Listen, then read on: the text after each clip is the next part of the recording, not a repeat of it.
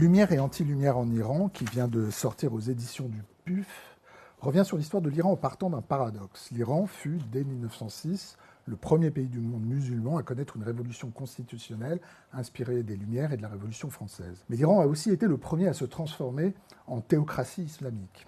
Leurs auteurs, Stéphanie Rosa et Amir Pacha Tavakoli, qui refusent des lectures culturalistes et toute forme d'essentialisme, montrent comment ce pays est depuis près de 2 siècles le théâtre d'un affrontement entre les héritiers des Lumières et de la modernité politique d'une part, et les forces d'un antimodernisme islamiste. Au fil de leurs analyses, ils nous apprennent des faits surprenants, mal connus, comme par exemple que l'islam politique a emprunté à l'idéologie fasciste européenne bien plus qu'il ne l'admet, que l'antisémitisme de la République islamique est un produit importé d'Occident et non un héritage de l'islam traditionnel, que la gauche iranienne s'est suicidée politiquement en s'alliant avec Khomeini au nom de l'anti-impérialisme, que les juifs d'Iran ont joué un rôle majeur dans la vie culturelle et politique du pays pendant tout le XXe siècle, et que les mollahs, en imposant pendant 46 ans une religion d'État, ont involontairement réalisé la laïcisation massive d'une grande partie de la société civile iranienne. Alors c'est quelques-unes des questions probablement sur lesquelles on va revenir avec donc Stéphanie Rosa, bonjour, bonjour. Et Amir Pacha Tavakoli, bonjour. Bonjour. Merci beaucoup d'être là avec nous pour parler donc de ce livre. Avant de rentrer précisément dans votre livre, j'aimerais vous poser en fait deux petites questions presque préambule. Sur le contexte de la sortie de votre livre, j'imagine que vous avez longtemps travaillé, plusieurs années, et il se retrouve en librairie au moment où l'Iran est au cœur de l'actualité mondiale, où l'Iran est en guerre, et qui fait que le présent, on pourrait dire, vient percuter l'histoire que vous nous racontez. Donc il y a cette première circonstance de contextuel étrange, j'imagine, pour vous, hein, qui fait que votre livre a une résonance, on le lit en y cherchant des clés de lecture pour comprendre ce qui se passe. Alors, en réalité, c'est vrai que nous, on a commencé à travailler sur ce texte il y a quelques années, il y a 2-3 ans, 3 années même. Et donc, on n'attendait pas à cela, à cette actualité-là. Et d'ailleurs, cette actualité n'est pas traitée forcément dans le texte, mais on estime que le texte donne des clés de compréhension parce que finalement, ce qui se passe aujourd'hui, si on prend la répression qui a eu lieu en janvier ou bien la guerre actuelle, ces épisodes-là ne sont pas séparés, ne sont pas éloignés de ce qui précède, des choses qui précèdent. Et on estime que justement, le livre donne un certain nombre de clés de compréhension pour mieux comprendre l'actualité. Ouais, on verra lesquelles, mais j'imagine vous aussi, vous avez dû être saisi par... On ne s'attendait ni aux manifestations du mois de janvier qui sont venues confirmer une fois de plus l'extraordinaire capacité de résistance des Iraniens. Vous les évoquez dans la conclusion. On l'évoque un peu parce que voilà, c'est le moment où on terminait, on bouclait l'ouvrage que les Iraniens ont commencé à descendre massivement dans la rue contre le régime. Donc voilà, on a eu cette première actualité-là et puis effectivement, on avait déjà rendu le livre et là, la guerre arrive. Donc, nouvelle péripétie, mais qui est en même temps, effectivement, compréhensible à partir du contexte qu'on décrit dans le livre, dans la mesure notamment où la réaction des Israéliens et leur volonté de mettre fin au programme nucléaire iranien est directement liée à ce que les mollahs iraniens veulent faire de ce programme nucléaire et à leur antisémitisme exterminateur, qui ne cesse de proclamer, en fait, depuis l'avènement de la République islamique en 1979. Donc on reviendra sur ces points-là, mais je voulais avoir une sorte d'avis sur cette concomitance étrange. Et une deuxième question préalable, c'est sur votre travail en commun. Stéphanie Rosa, vous êtes spécialiste de la pensée des Lumières, vous êtes philosophe. Moi, j'ai en tête notamment un de vos livres qui s'appelle « La gauche contre les Lumières ». Et là, vous êtes sur un terrain qui n'est pas immédiatement le vôtre, on pourrait dire, qui est une question de géopolitique, d'histoire de l'Iran. Et vous, Amir Pacha, vous vivez en France maintenant et qui enseignez en France depuis de nombreuses années. Comment se fait l'alliage, en fait, et comment, en fait, des préoccupations qui sont les vôtres dans vos travaux respectifs depuis quelques années se convergent pour faire ce livre-là? Moi, je travaille quand même dans une perspective, dans la perspective d'une hypothèse globale sur les luttes politiques depuis la Révolution française, qui n'est pas une hypothèse que j'ai forgée toute seule, mais dont j'ai hérité, j'estime, à la fois de Zev Sternel, de l'historien Zev Sternel, et du philosophe Georg Lukács, qui est cette hypothèse qui veut qu'au fond, la Révolution française a complètement reconfiguré le champ politique en proposant un projet, le projet de la modernité, fondé sur la Déclaration des droits de l'homme, qui est un peu la synthèse des idéaux des Lumières du XVIIIe siècle, et donc qui propose ce projet qui est divers, qui débouche à la fois sur la tradition libérale et sur les traditions socialistes, les libéralismes et les socialismes. Donc on a ce vaste camp politique qui émerge en 1789, et Sternel et Lukács ont remarqué tous les deux, chacun à leur manière, que face à ce projet politique de la modernité, ou à ces projets politiques, il y a un contre-projet qui se développe dès 1789, une contre-modernité qui elle aussi prend des visages multiples. On a les premiers contre-révolutionnaires, les premiers conservateurs qui se mettent à vitupérer contre la Révolution française dès l'époque, Edmund Burke, Joseph de Maistre, l'abbé Baruel et d'autres, et qu'en fait ces gens-là, eux aussi, fondent une tradition qui va avoir des répercussions dans toute la modernité et dans le monde entier en réalité. Donc Sternel et Lukács ont travaillé sur les antimodernes européens, essentiellement, un petit peu américains, européens.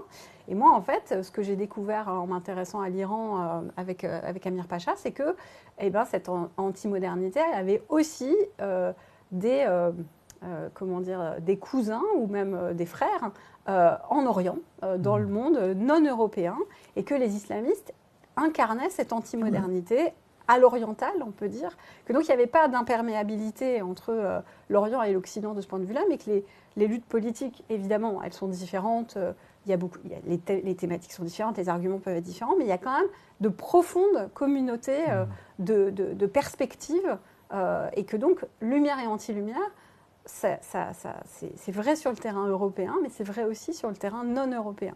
Et donc c'est ça qui m'a amené, moi, à m'intéresser à la situation iranienne, parce qu'elle est en quelque sorte un laboratoire particulièrement important de ces luttes des lumières et des anti-lumières dans le monde non occidental, dans le monde oriental, musulman en l'occurrence, au XXe siècle. Cette universalité de la Révolution française qui m'a amené ici.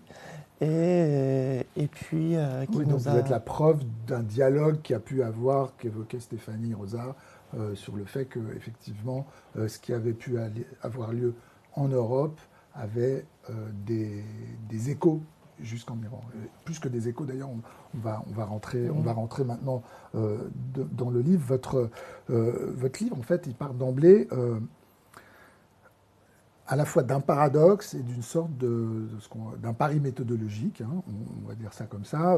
Le paradoxe, c'est que, je l'ai un peu rappelé dans l'introduction, c'est à la fois le premier pays musulman à connaître une révolution constitutionnelle moderne, issue des Lumières, avec en référence les Lumières et la Révolution française en tête, et le premier à installer durablement une théocratie révolutionnaire, qui s'auto-proclame comme telle. Alors, qu'est-ce que qu'il l'est, bien sûr. Alors évidemment, première question, qu'est-ce que ce paradoxe oblige à revoir de manière habituelle de raconter l'histoire iranienne? Alors, je vous pose tout de suite la deuxième question, parce que je pense qu'elles sont enchâssées l'une dans l'autre. Le pari méthodologique, il est aussi dans votre refus de lire l'histoire de l'Iran comme une exception culturelle ou religieuse qui serait naturellement étrangère au droit à la démocratie, au sécularisme. Et justement, qu'est-ce que ça apporte, cette grille universaliste, en référence encore une fois aux Lumières, par rapport aux lectures qui dominent et auxquelles on est confronté en permanence, lectures culturalistes, orientalistes, strictement géopolitiques. Mais alors évidemment, on se demande aussi si on ne plaque pas sur l'Iran des catégories qui n'ont pas été forgées pour lui. Alors voilà, comment être universaliste sans être occidentalo-centriste, on pourrait dire, et comment, effectivement, pour revenir à ce paradoxe, comment cette histoire, comment ce paradoxe, il nous renseigne davantage sur la situation que les lectures très sommaires qu'on peut avoir très spontanément, enfin, qui sont comme des pensées dominantes sur la situation. Pardon, je pose deux questions en même temps, mais il me semblait qu'elles avaient un... Je pourrais peut-être sur le plan méthodologique, quelque chose qui était quand même... Parce que ce que vous dites est tout à fait vrai, on n'avait pas l'intention de réduire l'Iran à une entité exotique, comme ça a été le cas dans certaines traditions orientalistes, où en France nous avons des très grands représentants, je pense par exemple à Henri Corbin, mais nous on n'avait pas forcément cette grille de lecture, et puis sur un plan méthodologique on s'est quand même pas mal appuyé sur le regard justement qu'on portait sur les valeurs universelles de l'Iran, l'intérieur de l'Iran. Donc on était très sensible à travailler sur une base des archives, une base bibliographique qui n'était pas uniquement écrite dans des langues européennes latines, mais essentiellement en persan. Donc ça nous a permis, d'une certaine manière, d'éviter de plaquer une vision ou au contraire de vouloir parler d'une certaine singularité iranienne, etc., sans pour autant nier le fait que la réception des Lumières en Iran, c'est une réception avec des moments variables. Est-ce que ça veut dire qu'il y a une idée de l'universalisme européen, issu des Lumières, qui vient rencontrer une idée propre à l'Iran qui s'était développée de l'intérieur? C'est ça qu'il faut comprendre? Moi, ce que je dirais plutôt, c'est qu'en fait, la singularité de l'Iran, qui est une réalité qui est aussi universelle que la singularité de n'importe quelle ère culturelle, mais elle a tendance à se réduire à partir de la fin du XIXe siècle, justement parce que les idées de 1789, les idées modernes, pénètrent en Iran à partir de cette date, que donc à partir de cette date, il y a des représentants des Lumières iraniennes, de ce qu'on pourrait appeler des Lumières iraniennes dans le champ politique, dans le champ culturel, intellectuel en Iran, et que de la même manière que partout ailleurs, cette arrivée de la modernité politique et intellectuelle en Iran provoque une contre-modernité. Et donc là, en fait, les islamistes, puisque ce sont eux qui incarnent l'antimodernité dans le monde musulman au XXe siècle, sont des gens qui, bien sûr, brandissent le Coran matin, midi et soir, mais qui, en fait, sont profondément traversés par les mêmes préoccupations antimodernes, contre-révolutionnaires que les contre-révolutionnaires, les conservateurs européens, et qui se nourrissent de la même manière que la modernité politique iranienne se nourrit de la modernité politique occidentale, de la même manière, l'antimodernité se nourrit des sources anti-modernes occidentales. Et du coup, alors bien sûr avec une acclimatation locale, mais du coup, en fait, il y a de fait un alignement mutatis mutandis des grands affrontements européens. On les retrouve importés en Iran au XXe siècle. Et moi, il me semble que si on ne prend pas en compte cette dimension-là, si on persiste à voir l'Iran et les partisans de Khomeini comme des gens incompréhensibles du point de vue de l'Occident, et ben en fait, on ne comprend pas ce qui s'est passé. On ne comprend pas les raisons de leur propre combat, on ne comprend pas leur destinée, on ne comprend pas non plus leur victoire finale, qui est profondément liée à l'importation des idées modernes et antimodernes dont j'ai parlé, mais aussi à la présence de l'impérialisme occidental en Iran, et donc à la réaction que suscite cet impérialisme occidental. Donc, le système monde qui devient notre lot commun au XXe siècle explique en fait que cette grille de lecture, à mon avis, elle soit pertinente. Mais il faut insister quand même sur l'intensité du paradoxe que j'évoquais tout à l'heure, c'est-à-dire le premier pays musulman à proposer une révolution constitutionnelle moderne, le tout premier, et la théocratie 70 ans plus tard, qui va, la théocratie révolutionnaire la plus radicale et la plus violente va être créée dans le même endroit. Ça, c'est quand même absolument, on pourrait dire, unique. Hein.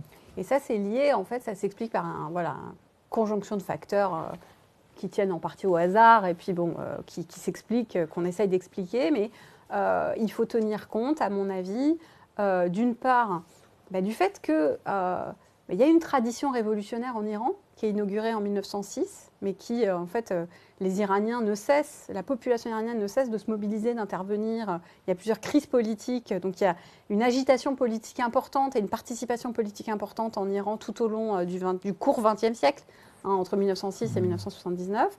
Donc il y a cette tradition révolutionnaire. Il y a le rôle de la monarchie, cette nouvelle monarchie qui est issue, in fine, de la révolution constitutionnelle, qui est à la fois une monarchie modernisatrice, donc qui a hérité de certains aspects de la modernité occidentale, mais qui est en même temps une monarchie autoritaire, donc détestée, et qui en plus est une monarchie liée aux puissances impérialistes, donc qui apparaît comme le jouet des puissances occidentales et de la Russie aussi un peu. Donc le rôle de la monarchie et le rôle du clergé chiite, qui a une place particulière dans la société iranienne depuis toujours et qui va jouer un rôle très particulier dans la société iranienne tout au long de ces décennies cruciales. Un rôle particulier, ambigu, j'ai l'impression, parce que j'ai le sentiment qu'il est ambivalent dans cet affrontement qu'on a posé entre modernité et conservatisme. Vous le décrivez comme une sorte de kaléidoscope complexe. Alors, quand même à préciser que, certes, une partie du clergé se montre favorable à ce qui était la révolution constitutionnelle, mais change d'avis très vite. Pourquoi ? Parce qu'ils se rendent compte assez rapidement que la liberté de conscience, l'égalité femmes-hommes, la liberté d'expression, la liberté religieuse sont des choses qui ne peuvent pas entrer dans leur vision du monde, d'une certaine manière. Donc, oui, par opposition à ce qui était la monarchie, il y a en effet une partie du clergé qui entre dans le jeu politique, mais c'est un moment qui ne dure pas très longtemps parce que assez vite, le clergé se retrouve en opposition vis-à-vis des libéraux au début du XXe siècle qui étaient en faveur des valeurs progressistes. Donc là-dessus, les propos de clergé, il n'y a pas d'ambiguïté. Ils voient l'émancipation des femmes comme quelque chose qui va ouvrir vers pervertissement des mœurs.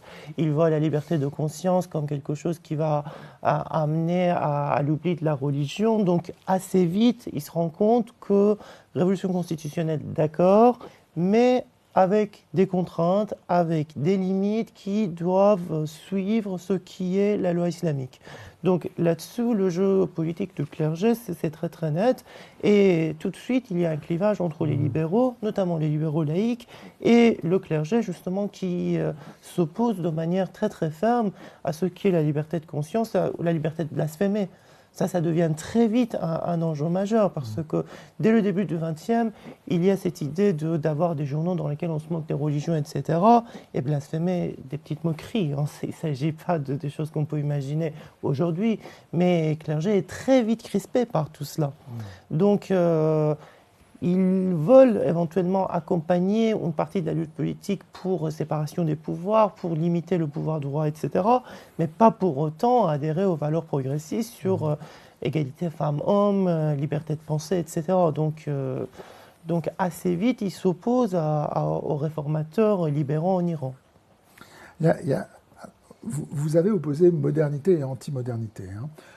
En même temps, alors, est-ce que j'ai bien compris, mais il me semble que vous insistez sur une idée assez décisive, c'est que cet islamisme iranien qui va finir par gagner et prendre le pouvoir en 79, il n'est pas un simple retour à la tradition. Vous le décrivez aussi comme le produit de la modernité politique. On parlera sans doute du dialogue avec les nazis et le fascisme européen. Il y a une fascination pour le fascisme européen. Justement, en quoi l'islamisme... Et d'ailleurs, vous employez l'expression modernisme réactionnaire, c'est-à-dire que c'est pas moderne anti-moderne, mais c'est à un moment donné la synthèse d'une modernité avec un mouvement réactionnaire. Donc, en fait, en quoi c'est aussi... l'islamisme iranien, c'est aussi une idéologie moderne. C'est ça que j'ai envie de poser comme question. Organisée, révolutionnaire, et pas seulement une résurgence archaïque, en fait, tout simplement. Alors pour le coup, c'est vraiment ce que Lukács et Sternel ont mis en évidence, qui me paraît vraiment hyper important, c'est qu'on se représente souvent les conservateurs ou les réactionnaires comme des gens qui veulent simplement un retour en arrière. C'est une manière erronée de voir les choses, parce qu'en réalité, qu'est-ce que le conservatisme ? C'est une réponse à la modernité, et donc c'est quelque chose de structurellement nouveau. C'est une tradition qui évidemment puise dans certains éléments du passé, mais pour façonner un projet nouveau, un projet donc anti-moderne, donc qui présuppose la modernité, hein, et qui ne peut pas l'enjamber, qui veut la dépasser en quelque sorte. Alors bien sûr en revitalisant des institutions passées, etc., mais qui, en fait, si on le regarde avec objectivité, est un projet neuf, tout aussi neuf que la modernité. Et le projet islamiste, puisque c'est de ça dont il s'agit, évidemment, officiellement, j'ai envie de dire, ils veulent restaurer le califat omeyyade médiéval, mais en réalité, ce califat omeyyade qui se perd à moitié dans les brumes du mythe, hein, c'est en fait un califat, une nouvelle forme d'organisation politique qui passe par la fin de tous les partis politiques traditionnels, le dépassement de tout ce que de l'égalité civile, de la mixité, de la liberté de conscience, etc. Et on le voit bien dans les institutions de la République islamique qui ont été mises en place après 1979.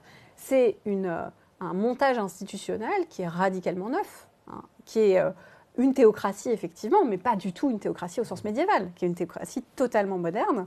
Et donc, quand on parle de modernisme réactionnel, alors ça, c'est une expression qui est empruntée à un historien du nazisme. Jeffrey Herf. Voilà, Jeffrey Herf. Donc, c'est vraiment pour désigner ce qu'ont fait les nazis, mais qui, en fait, eux aussi, ont proposé un projet complètement neuf, à partir, effectivement, de certains éléments, bien sûr, hérités d'un passé plus ou moins mythologique, l'Allemagne, etc., traditionnelle, l'identité allemande, mais aussi qui ont intégré certains aspects de la modernité tout à fait consciemment, au premier rang desquels la technologie, la science et la technologie moderne, qu'ils ont mis au service de leur projet réactionnaire. On remarque un peu la même chose chez les Mollahs. Le projet nucléaire des Mollahs, c'est par excellence l'expression de cela. Utiliser les moyens technologiques et scientifiques de la modernité au service d'un projet réactionnaire.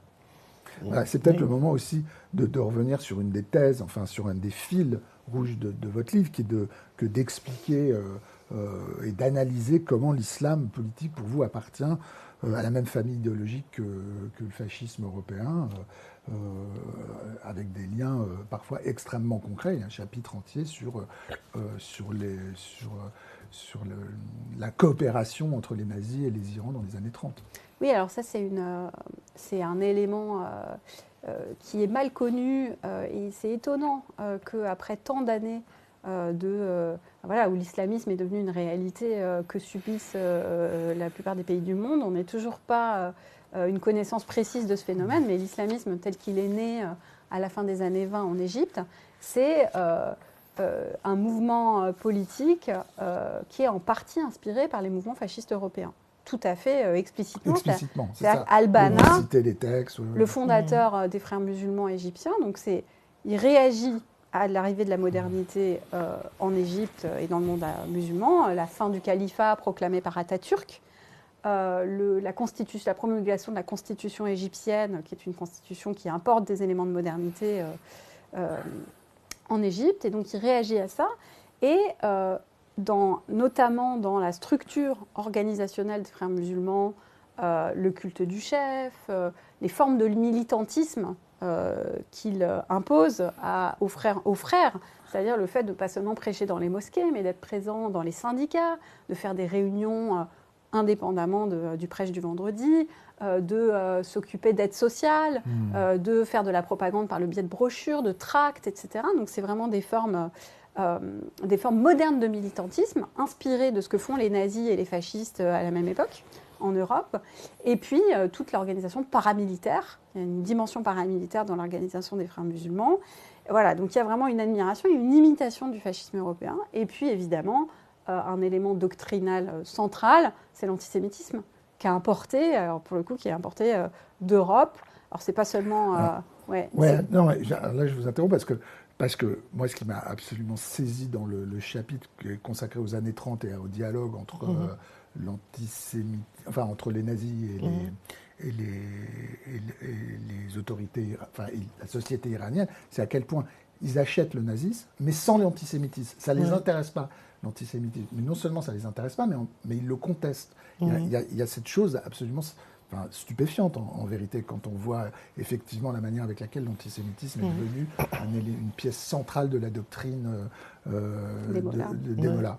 Non, ça, c'est vrai que c'est une des particularités justement de l'histoire iranienne dans sa rencontre avec l'idéologie nazie qu'on a voulu justement mettre en avant parce que c'est peu connu, c'est mal connu. Donc on a essayé de l'expliquer parce que finalement dans les années 30 avec l'arrivée, ce qu'on appelle le moment musulman du nazisme et du fascisme, alors l'antisémitisme joue un rôle fondamental en ce qui concerne, par exemple, le soi-disant soutien que les nazis montrent au mouvement indépendantiste en Afrique du Nord ou dans certains pays du Moyen-Orient. En Iran, ça ne fonctionne pas du tout comme ça, parce qu'ils se rendent compte assez vite que finalement la propagande antisémite, c'est pas sur cela qu'il faut viser pour gagner, en tout cas, la société iranienne. De l'autre côté, l'Allemagne est quand même regardée comme une voie alternative, comme une troisième voie, on l'appelait comme ça à l'époque, pour, d'une part, combattre l'Union soviétique et, d'autre part, se débarrasser de la Grande-Bretagne. Donc là-dessus, à l'époque de Reza Shah, l'Allemagne nazie est regardée comme une sorte d'espoir. Mais assez tôt, les différents représentants des gens qui ont joué une sorte de passerelle pour introduire les idées nazies dans la société iranienne, ont tout de suite remarqué que la dimension antisémite, c'est pas cela qui pourrait permettre justement aux idées nazies de pénétrer dans la société iranienne. Alors pourquoi ? Alors justement pourquoi cette résistance Parce que c'est en lien avec ce que vous aviez dit au départ, avec la révolution constitutionnelle et surtout avec les alliances israélites universelles qui arrivent en Iran dès la fin du 19e, mais au début du 20e, c'est une institution qui existe et il y a toute une partie de l'intelligentsia iranienne qui est formée désormais dans les alliances israélites universelles. Donc de penser que les Juifs, c'est un peuple étranger, un corps étranger, etc., c'est quelque chose qui ne marche pas. Parce que les alliances acceptent aussi les non-juifs assez tôt dans leur système éducatif. Donc, d'une certaine manière, comme ça a été dit, c'était de moderniser l'Iran. Qui sont les gens qui vont moderniser l'Iran ? Cette intelligentsia vient justement de l'Alliance israélite universelle. Donc, de vouloir parler des Juifs comme soi-disant un problème face à ce qui est la fabrique de la modernité et le nationalisme en Iran, c'est quelque chose qui ne marche pas. Et donc, c'est petit à petit que les nazis aussi se rendent compte de cela.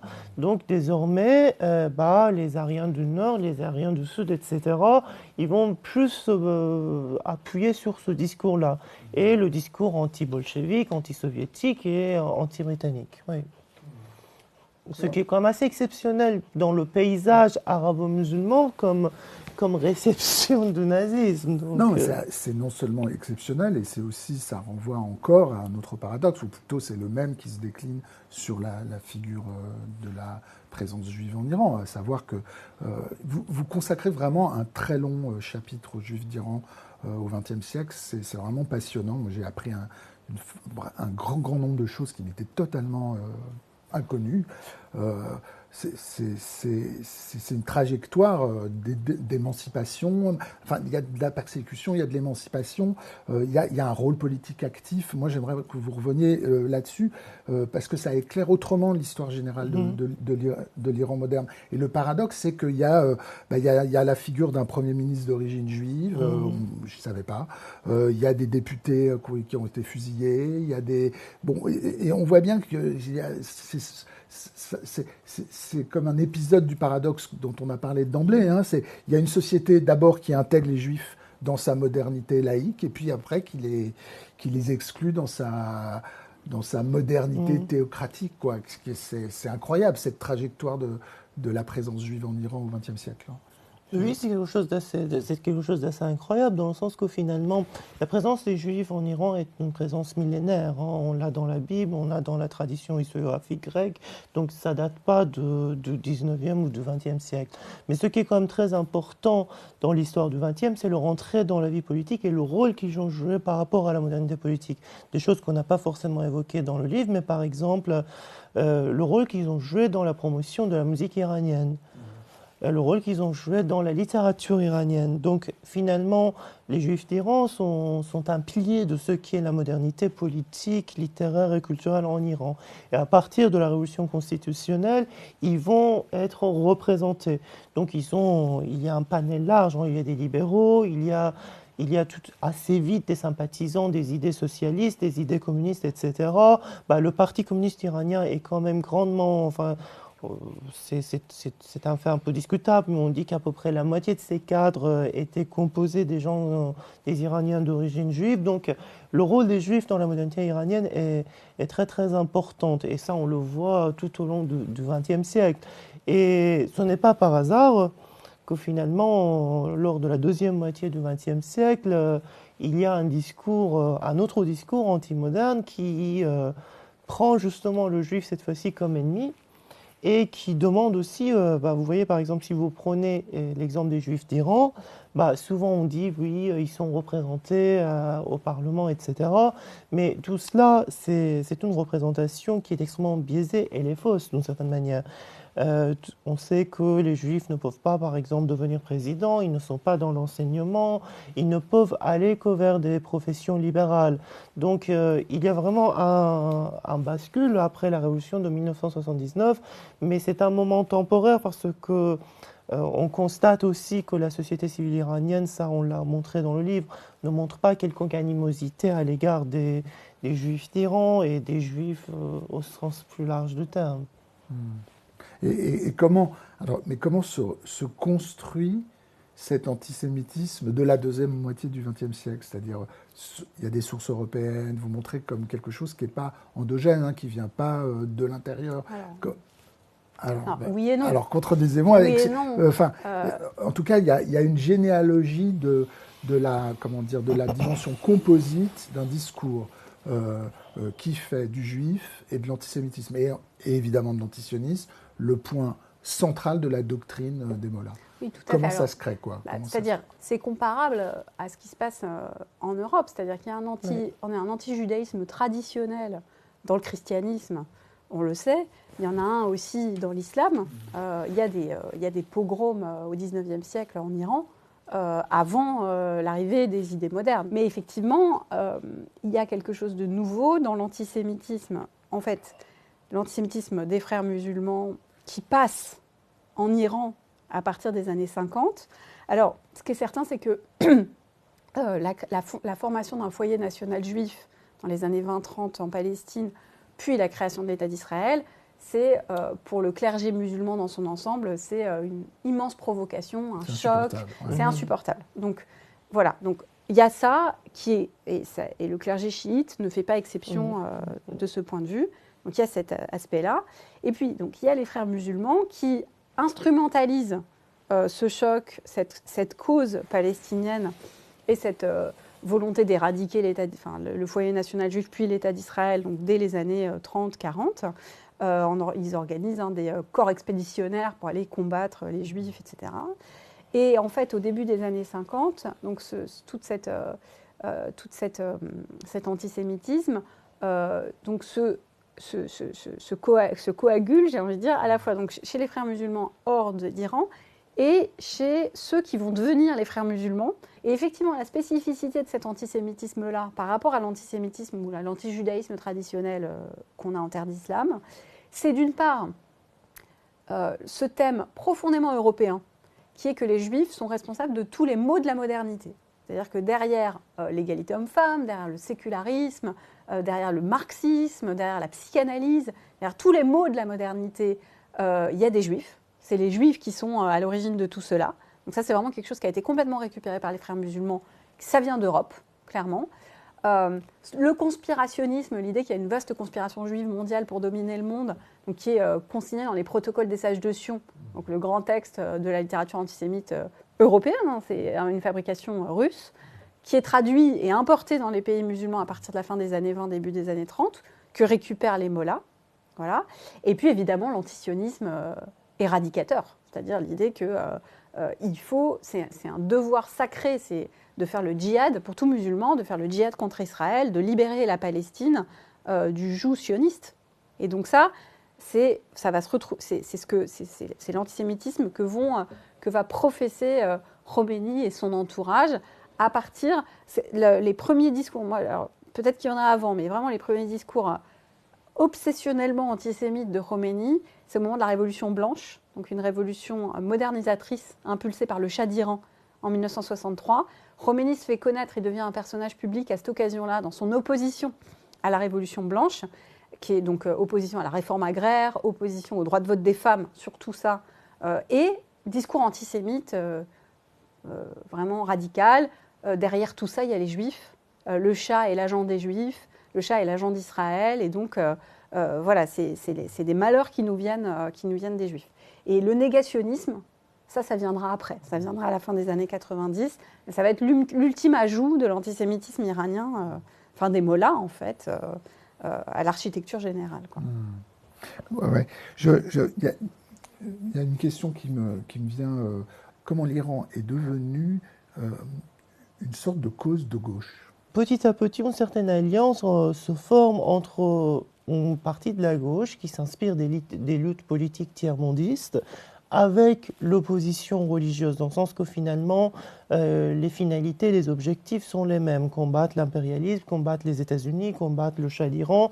Donc, il se peut qu'on puisse justement s'entendre sur un certain terrain de lutte politique.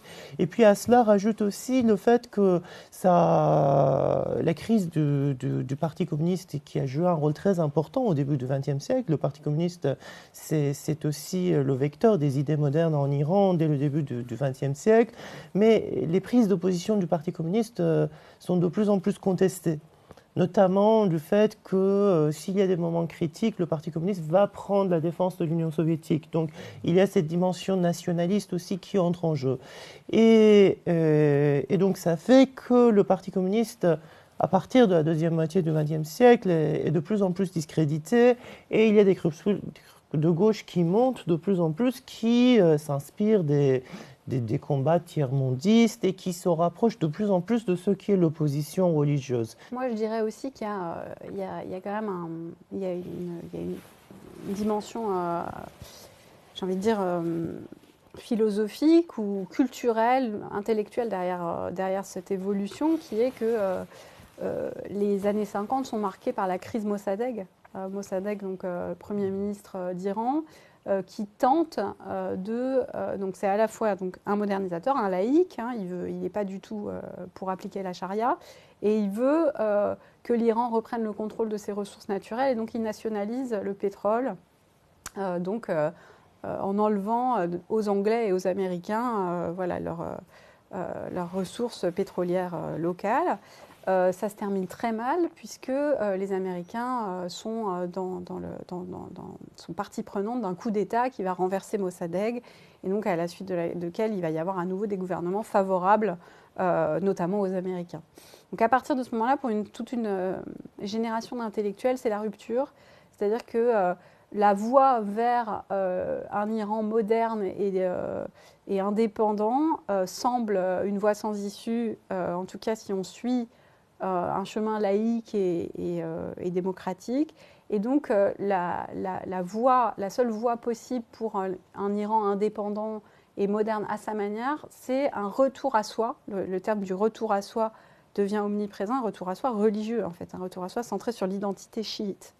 Et donc, à partir de ce moment-là, on a toute une série d'intellectuels, dont Shariati qui a été évoqué, qui est sans doute le plus important de tous, qui vont construire une espèce de théorie où le socialisme à l'iranienne, ça passe par l'islam chiite. Donc il n'y aura pas d'émancipation sociale sans passer par l'islam chiite. Et donc Shariati, il a des adeptes dans les années 70, notamment une organisation comme celle des Moudjahidines du peuple, qui sont par certains aspects des chariatistes, pourrait-on dire, et donc qui sont des islamo-marxistes, comme le pouvoir les appelle, mais c'est une appellation qui va passer dans le vocabulaire courant, dans le vocabulaire politique courant en Iran, des gens qui pensent une synthèse entre voilà, les enseignements de l'islam et une forme de socialisme adapté aux pays du Sud. Et moi, il me semble qu'il y a quelque chose de cela, un héritage de cela, dans ce qu'on entend dans la gauche contemporaine,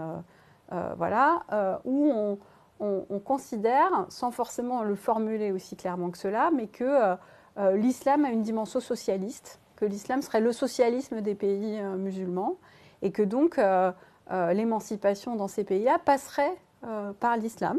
Donc il y a cette dimension-là.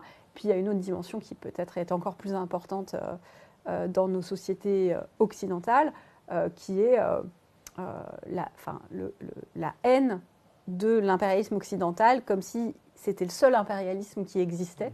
Et donc, tout ce qui est anti-impérialiste occidental va dans le bon sens, quoi. On est revenu, à mon avis, on est revenu à une lecture du monde aussi binaire qu'à l'époque du stalinisme, où il y a une bipartition de l'humanité. Les Occidentaux sont les impérialistes, les prédateurs et les méchants. Et donc, tout ce qui s'élève contre l'impérialisme occidental est ipso facto positif. Et c'est ce qui explique que... même une théocratie. Même une théocratie. Alors, liberticide. Alors, tout le monde ne va pas jusqu'à brandir les drapeaux de la République islamique dans les manifestations. Il y a des gens qui le font. Et je ne sais pas si vous avez vu Varoufakis, l'ancien ministre grec du gouvernement de Tsipras, il s'est fait filmer il y a quelques jours avec un drapeau devant l'ambassade d'Iran avec un drapeau de la République islamique. Donc il y a vraiment des gens qui vont jusque-là. Mais la plupart de ceux qui sont dans cet anti-impérialisme occidental ne vont pas jusque-là, mais du coup, ils ont le plus grand mal à condamner les assassinats de la République islamique, les tueries, par exemple les tueries de janvier dernier. Et on a des gens comme Francesca Albanese qui sautent sur ses pieds dès qu'elle peut imputer un meurtre à Israël ou aux États-Unis, mais qui s'est refusée à condamner les massacres de janvier dernier en Iran. Et ça, c'est quelque chose de très problématique. Et d'ailleurs, ça, c'est l'un des points de divergence entre une grande partie de la société civile iranienne et ce qu'est l'opinion politique internationale et ce qu'on appelle parfois global left, etc., c'est de voir que, par exemple, ils ont mis beaucoup de temps avant de condamner les massacres qui ont eu lieu. Ils ont introduit des doutes sur le nombre des morts qu'on entendait. C'est vrai qu'on ne peut pas savoir, on n'a pas accès à ce qu'est la société iranienne, donc c'est difficile d'avoir une estimation exacte. Mais de voir que finalement les 2 poids et 2 mesures ont été appliqués. Dans d'autres cas, ils ont été beaucoup moins dans une attitude sceptique, si vous voulez. Tandis que sur ce cas-là, ils ont mis du temps avant de l'admettre. Alors là, vous évoquez des moments de l'histoire la plus récente qui ont eu lieu au moment où vous terminiez le livre, où j'imagine où il était imprimé et qu'il arrivait en librairie. Vous terminez ce livre en disant « À l'heure où nous achevons cet ouvrage, la révolte déferle à nouveau dans les rues des villes iraniennes ». Et vous terminez par « Vive la lutte du peuple iranien ». Donc c'est un contexte qui était celui du moment. Là, on est 3-4 mois après. Il y a 2 mois et demi, une guerre a été déclenchée. Bon, vous avez dit tout à l'heure, ce livre est, et c'est vrai, enfin je veux dire, j'en ai fait l'expérience, c'est une clé de compréhension. J'aimerais savoir dans un premier temps comment vous avez vécu le déclenchement de cette guerre et comment finalement votre réaction après peut-être le déclenchement de cette guerre a pu évoluer. Parce qu'on est face à un événement qui ne cesse d'évoluer, de bifurquer, dont on ne comprend pas toujours bien le ressort, la destination, les intentions, l'impact que ça a auprès de la société iranienne. Et ça m'intéresserait de savoir ce que vous, en particulier, vous en pensez, qui est, j'imagine, en discussion avec votre famille qui est là-bas. Enfin, comment, avec ce livre, on pourrait dire, en tête, et une fois produit, jour après jour, on voit ce qui se passe là-bas. La guerre qui a eu lieu était attendue en fait. Donc les gens savaient que tôt ou tard, il y aura de toute façon une guerre. Donc ça, les gens n'étaient pas du tout étonnés. D'ailleurs, ils l'attendaient de tel point qu'elle est même devenue le sujet de drôleries et des blagues. Donc parfois il y a un truc qui ne va pas, on te dit parce qu'il y aura bientôt une guerre. Donc le fait que tôt ou tard l'Iran sera attaqué, ça n'a pas surpris la société iranienne, dans le sens que les gens reportaient des voyages, etc., en attendant de voir comment la situation va évoluer. Après, en ce qui concerne les réactions, c'est que, en fait, n'oublions pas que la société civile iranienne est un peu en deuil depuis le mois de janvier.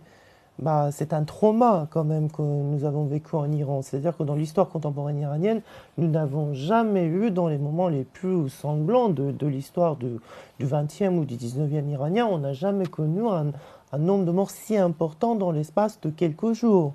Là, on parle des 30 000 morts assassinés, je ne veux pas qu'il y ait d'ambiguïté, hein, le massacre perpétré par le régime des Mollahs contre sa propre population. Tout à fait, tout à fait. Donc quand les bombes ont visé, par exemple, le précédent guide suprême, c'est sûr qu'on a vu des gens qui sont venus danser, etc. Donc ce moment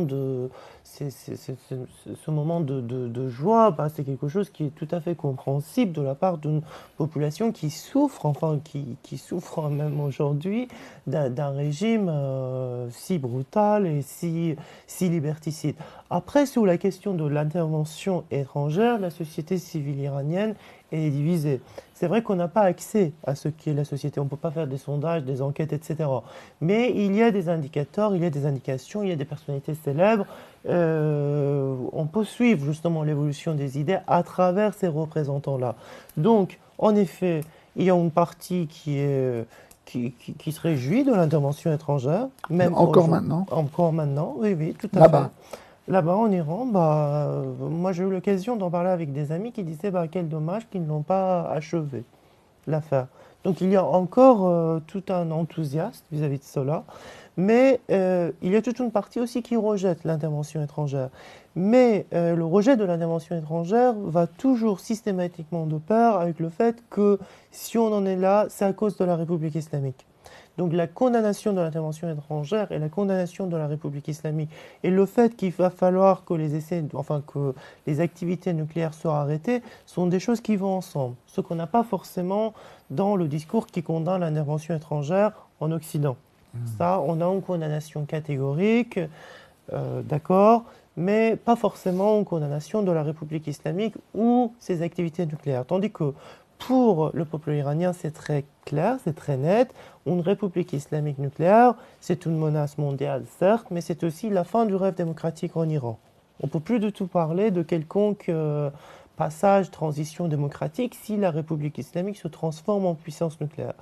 Mais donc il y a cette ambivalence vis-à-vis de ce qui est la guerre, mais le commun entre ces deux discours, c'est qu'il faut en finir aussi avec la République islamique.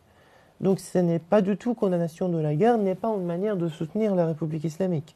C'est de dire que c'est au peuple iranien de mener cette affaire, de mener ce combat.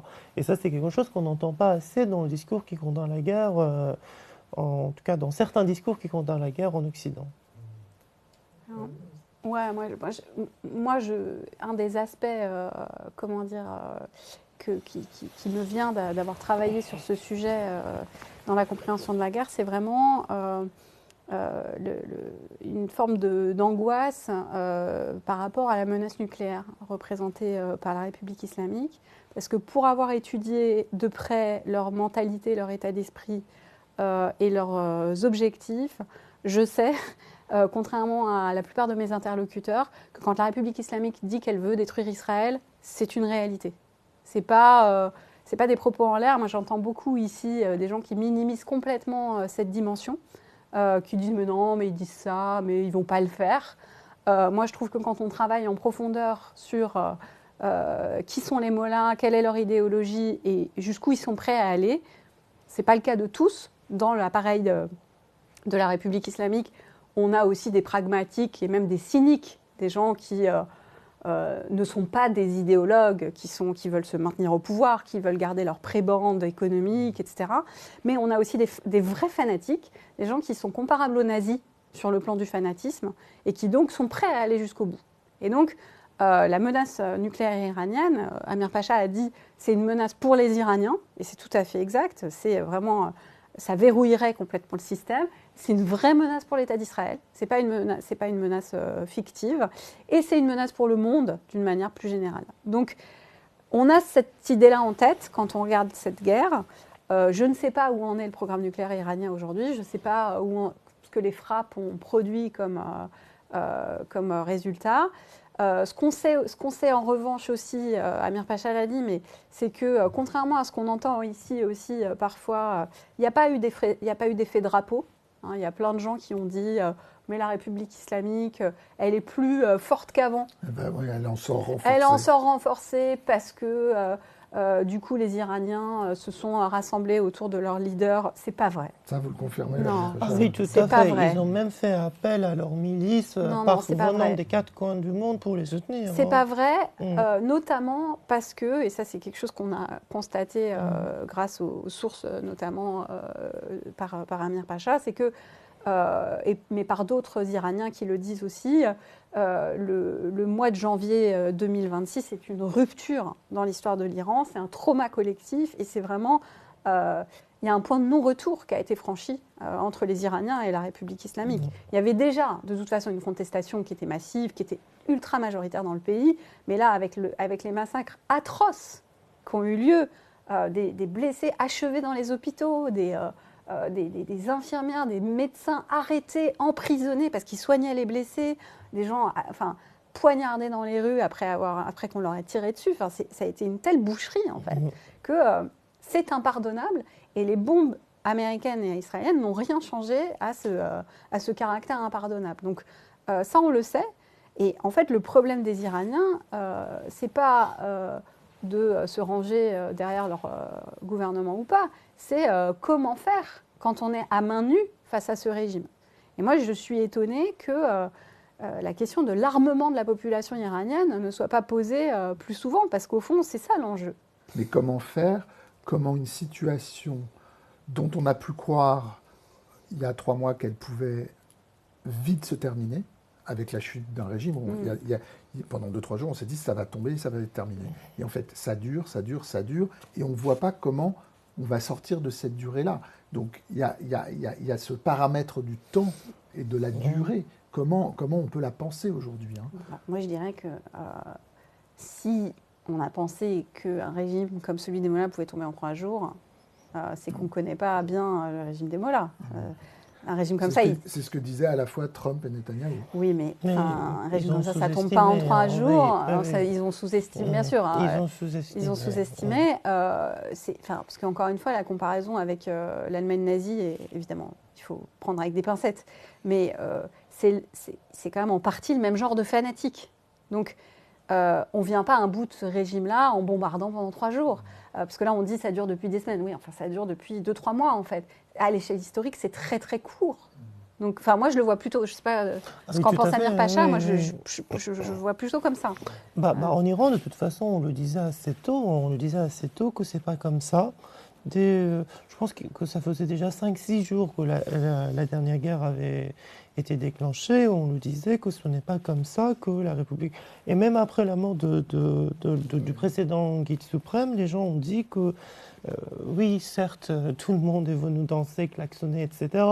Mais ça ne voulait pas dire que le régime était terminé. Là-dessus, c'était quelque chose qui était très net pour les Iraniens. Donc, les gens avec qui on a parlé, etc., ils avaient tous cette impression que de toute façon, ce ne serait pas comme ça. Mais quelque chose qu'on n'entend pas, et là-dessus je rejoins Stéphanie Rosa, c'est quelque chose qu'on n'entend pas assez ici, c'est que l'opposition en Iran, vous savez qu'elle est éclectique. Donc là, tout le monde a mis l'accent sur le fait que pour le moment, il n'y a pas de gagnant. Il n'y a pas de gagnant, c'est vrai. Les États-Unis d'Amérique et l'Israël ça ne semble pas correspondre à ce qu'il appelait regime change. Mais de l'autre côté, en Iran aussi, la République islamique est arrivée au sommet de sa violence. Donc, encore une autre fois de la répression pour le peuple iranien, qui est l'un des rares peuples aujourd'hui qui se bat pour des valeurs démocratiques. Donc, ils mettent beaucoup l'accent sur le fait que, pour le moment, il n'y a pas de gagnant dans cette situation. On est dans une situation qui n'est pas terminée, il n'y a pas de gagnant, mais en revanche, ce qui a été récemment dit de manière unanime par toute l'opposition, c'est que ce qu'on apprend des échanges entre les Américains et la République islamique, c'est qu'encore une autre fois, c'est le peuple iranien qui est le grand oublié de cette affaire. À aucun moment on parle des prisonniers politiques, à aucun moment on parle des revendications démocratiques du peuple iranien. Donc encore une autre fois, on constate que, en tout cas, le peuple iranien se voit un peu encore une autre fois seul face à ce qui est son monstre, qui est la République islamique. Mais en tout cas, il n'y a pas de gagnant pour le moment dans cette affaire, et que cette idée que la République islamique est victorieuse et même sortie même encore plus fort qu'avant, cette idée, je pense que c'est une façon de... C'est plutôt de l'anti-américanisme qui fait dire ça que de réel politique. Voilà. D'accord. Bon, je vous remercie beaucoup. Merci à vous. Merci à vous. Rosa, Amir Pacha. Je conseille vivement de lire ce livre, Lumière et anti-lumière en Iran, qui va offrir une perspective un petit peu décalée, je dirais, par rapport à ce qu'on a l'habitude de lire sur l'histoire de ce pays. Merci beaucoup. Merci. Merci à vous.